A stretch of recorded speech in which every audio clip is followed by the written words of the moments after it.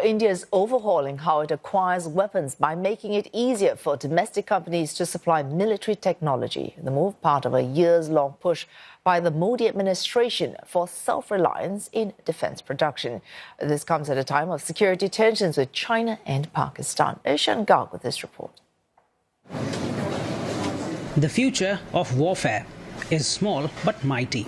Made by Indian startup Idea Forge, this is the Q4I UAV, a surveillance drone that can be folded and carried in a soldier's backpack and deployed to monitor India's extensive and often porous borders. For getting a first instance information, also getting live updates as to what is happening across the border, and as well as any catching on the infiltration part.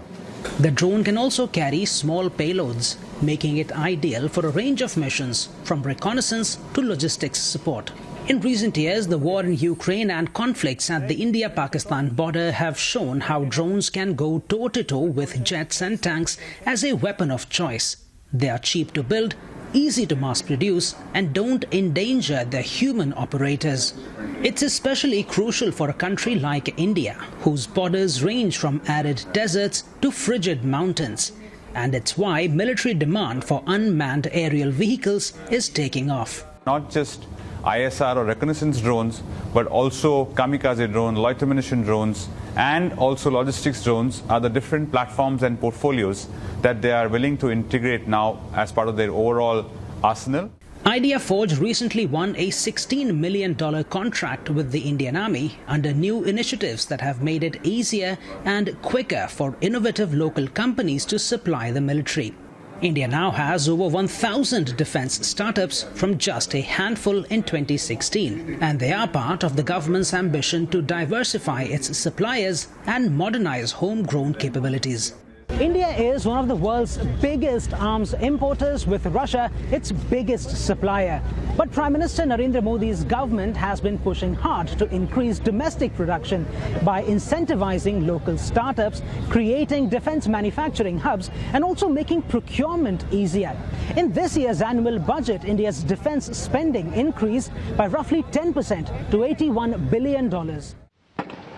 Prime Minister Narendra Modi says this push has given India a degree of strategic autonomy, which enabled it to plan and execute airstrikes on Pakistan in May.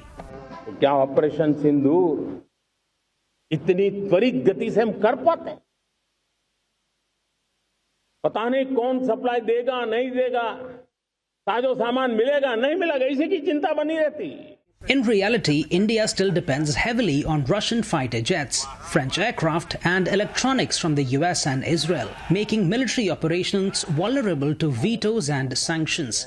But India has also been exploring technology transfers and partnerships with its foreign suppliers in an effort to close the knowledge gap. Radars, electronic warfare equipment are places which are hampering the momentum forward of India's defense production. India has had some success in developing advanced military tech, even exporting its BrahMos precision cruise missiles to the Philippines. And experts say the country may find buyers in Europe too, as NATO countries commit to increase defense spending. Piece by piece, India is assembling the components to become a defense powerhouse, creating opportunities for startups like Idea Forge to let their innovations take flight. Ishan Garg, CNA, New Delhi.